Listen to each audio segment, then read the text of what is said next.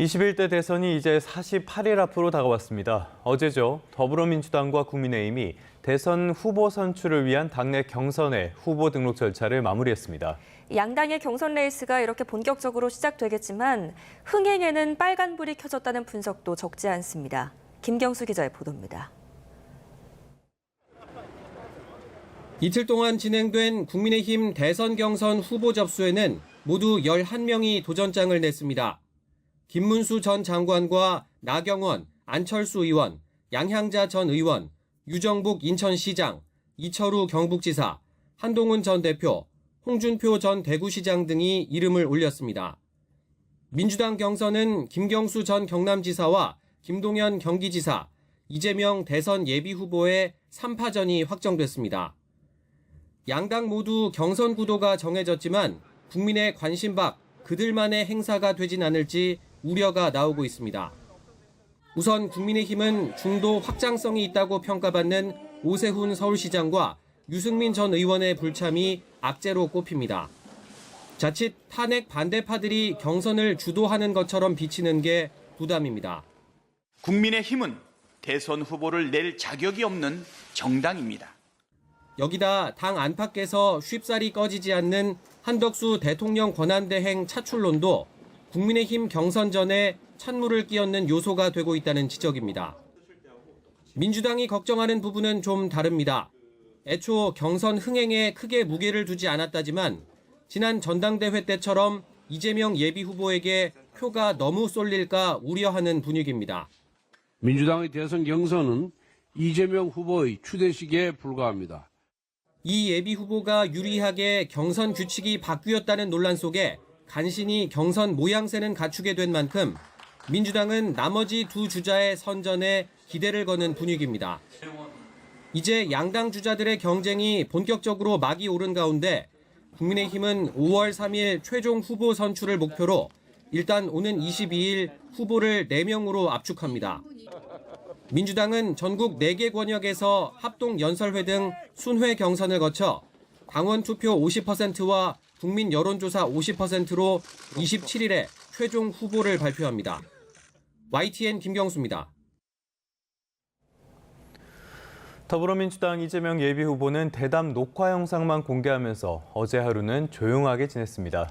본선을 염두에 두고 혹시 모를 실수를 최소화하려는 전략이라는 해석도 나오는데 김경수, 김동연 이렇게 두 사람은 분초를 다투며 경선 일정을 소화했습니다.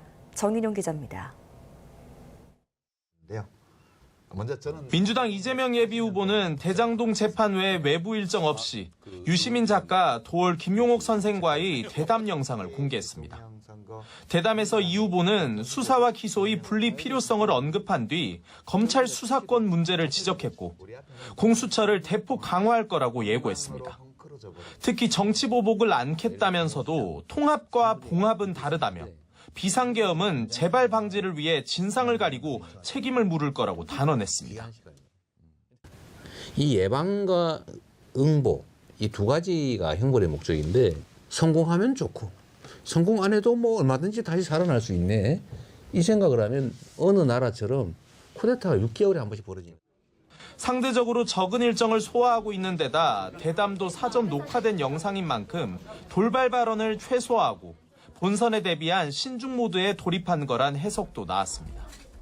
김경수 전 지사는 이른 아침 라디오에 출연해 김동연 경기지사와의 연대로 낸 선을 그으며 정책 경쟁에 강한 의지를 드러냈습니다. 이재명 예비후보에게 유리하다는 평가를 받는 당원 50%, 일반 국민 50%의 경선 규칙을 두고 아쉬움도 감추지 않았습니다.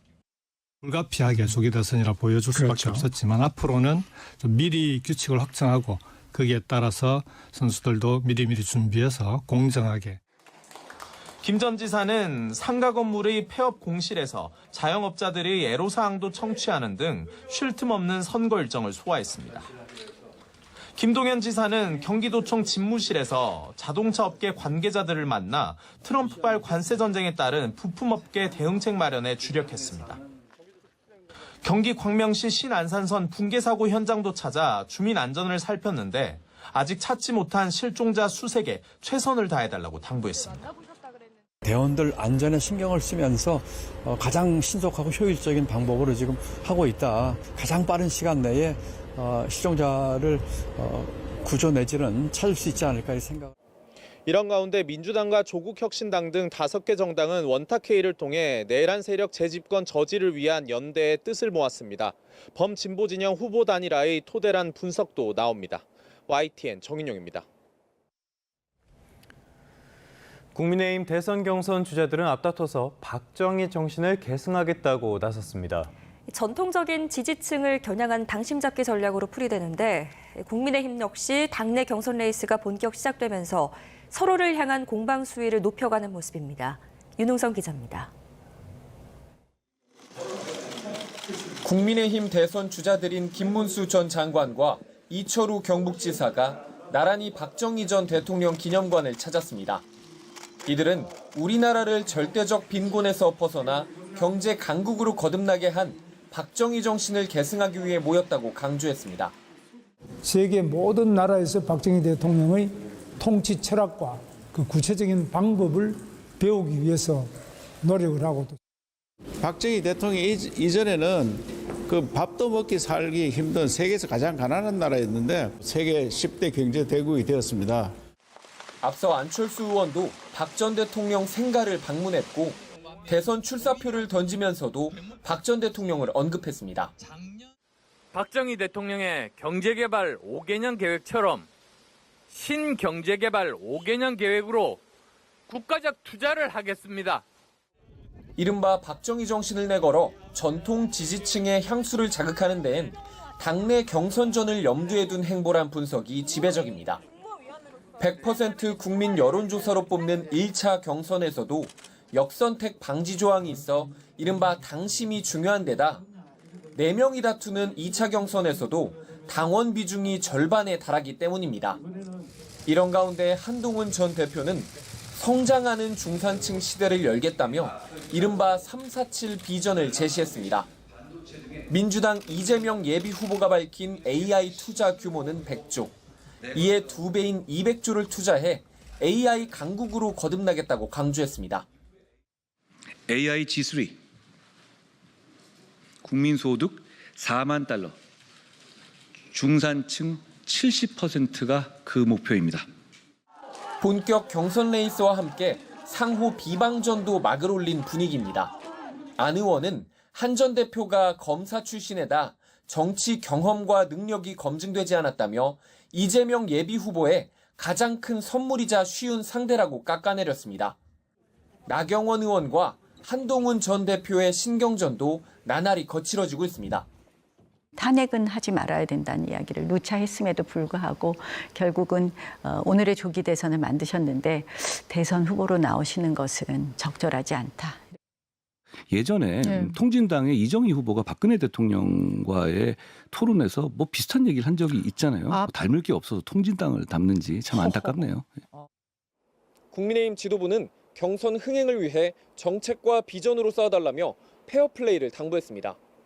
하지만 애초 탄핵 찬성과 반대로 주자들 입장이 확연하게 갈린 상황에서 서로 비난의 화살을 겨누는 건 국민의힘 내에선 피하기 어려워 보입니다. YTN 윤홍성입니다. 국민의힘에서는 유력 저자인 이재명 예비 후보의 독주에 맞설 전략으로 이른바 빅텐트론이 급부상하는 분위기입니다. 결국 이재명 예비 후보의 집권만은 막아보자는 건데 민주당은 결국 단일 후보가 구성되더라도 국민의힘에 더 손해일 것이라고 맞섰습니다. 박정현 기자입니다. 국민의힘 대권 주자들 가운데 먼저 반이재명 빅텐트론을 꺼내든 건 홍준표 전 대구시장입니다. 경선이 끝나면 당 후보를 중심으로 반이재명 연대를 구성해야 한다는 건데 홍 전 시장은 나아가 연합정부 구상도 밝혔습니다. 수레 두 바퀴가 굴러가야지 각자 굴러가면 그 수레는 굴러가지 않습니다.